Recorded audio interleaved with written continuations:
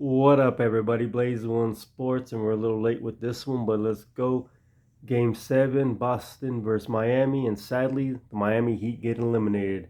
For sure, I thought the Miami Heat were going to win this series and go on to win the championship this year. They had the squad, they were looking good, but sadly, it just didn't happen. Boston all year has been playing good. They're a young team with lots of energy. They did good in the playoffs, but I see Miami beating them. Wasn't shocked when Boston beat them, but just disappointed. Now, the shot you're looking at is Jimmy Butler with 17 seconds left. He rushes the three. A lot of people criticize him for that shot, and I'm going to too, because that was a bad shot. He should not have took that shot. 17 seconds left. He came up the court and just rushed the three. Was a little bit open when he took it, but then Al Horford came out of nowhere. Al Horford did really good in this series, better than I expected. And at the end, he got his hand in Jimmy's face on this shot, and then he grabbed the rebound to seal the deal. Boston came back the other way and scored. That was game. 17 seconds left on the clock. I mean, yeah, it's like whatever, 50-50 if it was a good decision or not. But in the grand scheme of things, down two elimination games, 17 seconds left, he would have been better off driving to the basket and getting an and one, getting a layup and a foul, or just a layup and tying the game. He played hero ball and he ended up coming up short and was not the hero. Jimmy Butler could have easily crossed up or gone around Horford. Lane was wide open. He could have took it to the hoop. He could have tied it and maybe got the and one. But in today's soft game, everyone wants to shoot a three. Everyone wants to be Steph Curry.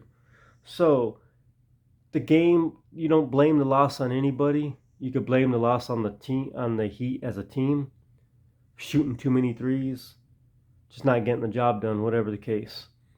The Heat really only have one superstar. That's Jimmy Butler.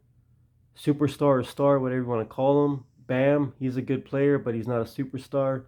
And then the rest of the players, Lowry, he's good, but Lowry's 37 years old. He's old. Struess and your starting lineup. If you got Struess in your lineup, then you know you got a problem. Struess is a decent player, but Game 7 elimination, they got no better players because Tyler Hero's out. And where did Tyler Hero go? He just totally stepped out. Like, yeah, I don't know how bad his injury was, but he should have tried to play. Anyways, the Celtics beat the Heat 7 games, the Eastern Conference. So now it's going to be the Celtics and the Warriors. I think the Heat really underachieved this series. And like I said, that shot that Jimmy Butler took at the end, that was a wrong decision. Bad decision by Jimmy Buckets. Like I said, the lane was open. He could have drove the lane and got the and one, or at least tied the game. If the lane would have collapsed when he went in it, any one of his shooters would have been open on the outside. So he drives the lane, gets the bucket, ties it, maybe gets the and one. Or if he drives the lane and they collapse the lane, he has shooters on the left and the right wide open in the corner. That's what he should have did, but he tried to be the hero and he came up short. Terrible shot, really. I mean, he hit rim and everything. The ball came in and out, and he had a decent look. But like I said, 17 seconds left. You're only down by 2. Don't take the 3. If it made it, yeah, you're up by 1. But the Celtics still have like 15 seconds to get a basket, which they probably would have. Celtics played better defense this series. So bad decision by Jimmy Butler to take that shot. Like I said, drive the lane and score, or drive the lane and kick it out to a wide open man in the corner. So bad decision on that shot. And that shot right there is probably why the Heat lost this game in that instance, but not overall. Jimmy Butler, he had 35 points. He did good, but it was just that bad shot at the end. PJ Tucker, he had no points. Bam, he had 25 points and 11 rebounds, double-double, 4 assists. Kyle Lowry, he had 15 points, 3 assists, 7 boards. Max Strus, 8 points, 3 assists, and 8 boards. And 8 points is not going to get it done in the Eastern Conference final game. Victor Oladipo, he had 9 points, 5 boards. Gabe Vincent, he only had 4 points, so he was kind of a disappointment in this game. Tyler Hero came off the bench to try to give him something in 7 minutes. He had no points and only 1 assist. So, I'm saying the Heat, Bam and Butler pretty much carried the team. Other than that, no one else really played good. And like I said, if you really look at their roster, it's kind of weak with Tyler Hero out. It's kind of like Butler, Bam, and then Lowry's good but old. The other two spots, an old Victor Struess. Really, when you look at it, their roster wasn't as good as Boston's. On paper, supposedly it was, but no, Boston's got the better roster. They got the more names. They got the more stars. They got the better players. Tatum had 26 points. Horford had 14 boards and 5 points. Horford's really the unsung hero of this series and the game. Robert Williams III, he only had 2 points. Jaylen Brown had 24. Marcus Smart had 24 and 9 boards, 5 assists. Grant Williams had 11 points and 6 boards. Derek White, he had 8 points. So another thing, Celtics played really good all year and this series. Miami just underachieved. They didn't play too good. At the beginning of the game, they were kind of getting blown out, but they came back in true Miami fashion. This series, some games they won, some other games they got blown out. It was kind of weird, and I was surprised. I thought they were going to beat the Celtics maybe in 5 or 6 games, and I didn't see them getting blown out like they did. Butler definitely stepped up. He had one bad game, but he definitely stepped up. But like I said, in the end, that last shot was a bad decision.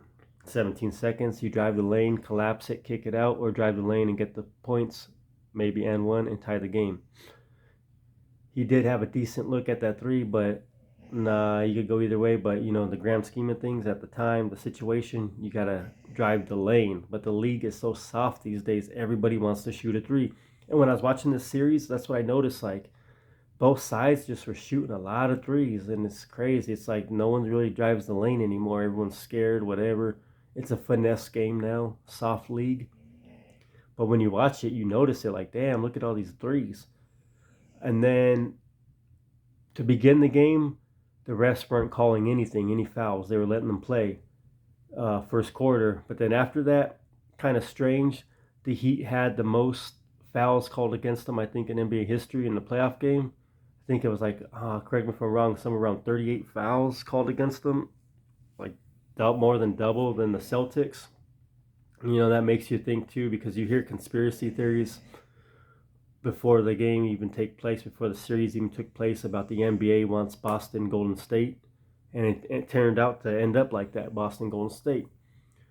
If there's any rigging going on,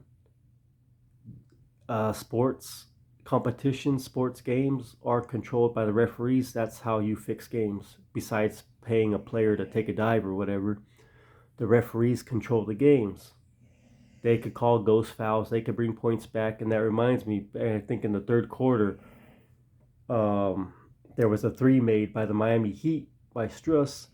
And then like minutes later, the referees go back and take the points off the board without any explanation at the time. That's weird. Like, I don't even remember any sport doing that, and I never remember that happening in an NBA game. Correct me in the comment section if I'm wrong, but how crazy is that? They took 3 points away from the Heat minutes after. Like in the NFL, once the play's called, you can't go back and okay, the play's down, the play's over, and a new play starts. Once the new play starts, you can't go back and look at the play and reverse it. Once the new play starts, it's over. That's how it should be in all sports. That's basically cheating. You let the ball go, you don't call the replay and check it right then and there, then you have to let it go. You have to keep the points. So there was a three made by the Heat.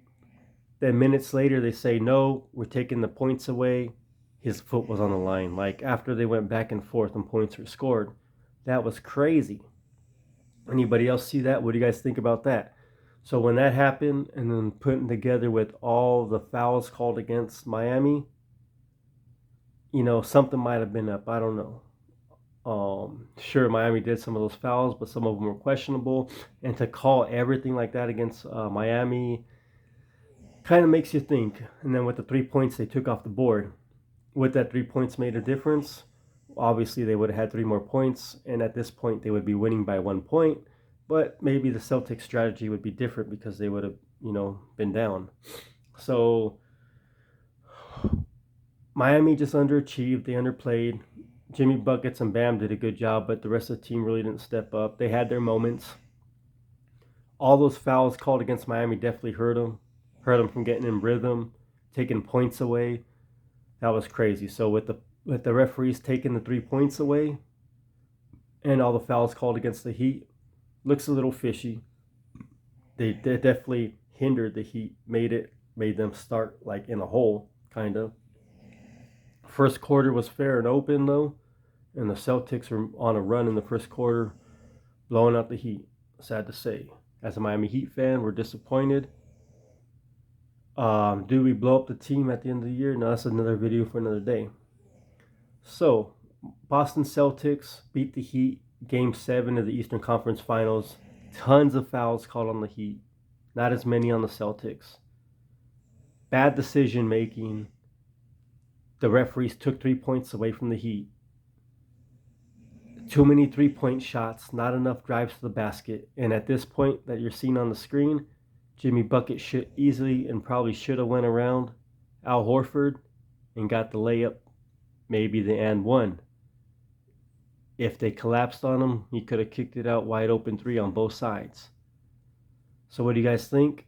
Game 7 is over. Are you a Boston fan? Are you a Heat fan? Who's your team? What do you think about the game? Did you hear about it? Did you see it? What do you think about the refs taking away 3 points from Miami? What do you think about the refs charging Miami with so many fouls? I think it was like around 38 or 40 fouls. And what do you think about this shot by Jimmy Buckets? Should he have shot that shot? Was it a good decision? Should he have went around Horford and tied the game, maybe and won? Let me know in the comment section. Thoughts, comments, questions, opinions in the comment section. Don't forget to like and subscribe. Blaze One Sports.